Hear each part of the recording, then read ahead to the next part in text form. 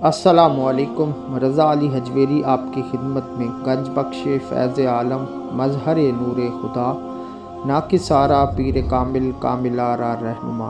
हमारा मकसद आप तक हक़ाइक़ और वो वाक़यात बयान करने जो हकीकत पर मबनी हो कि बचपन में गवारे में सिवाय 3 बच्चों के किसी ने कलाम नहीं किया।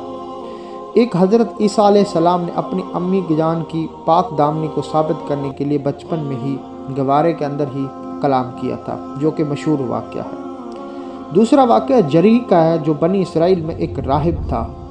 वो बहुत इबादत गुजार था।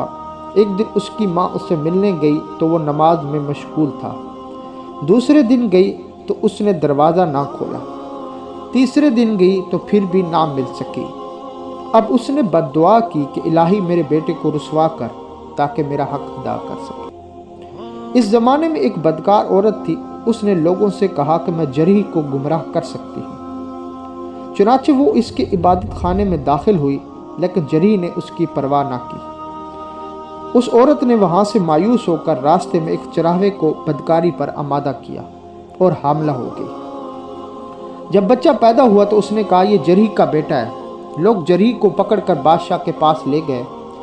जरी ने शीरखार बच्चे की तरफ मुखातिब होकर कहा कि तू किसका बेटा है? तो उसने कहा, मेरी माँ तुझ पर इल्ज़ाम लगा रही है, मेरा बाप फलां चरावा है। एक औरत का बच्चा था। एक दिन वो औरत अपने बेटे को गोद में लिए बैठी थी। वहाँ से एक सवार गुजरा जो बहुत ही खूबसूरत और खुश लिबास था।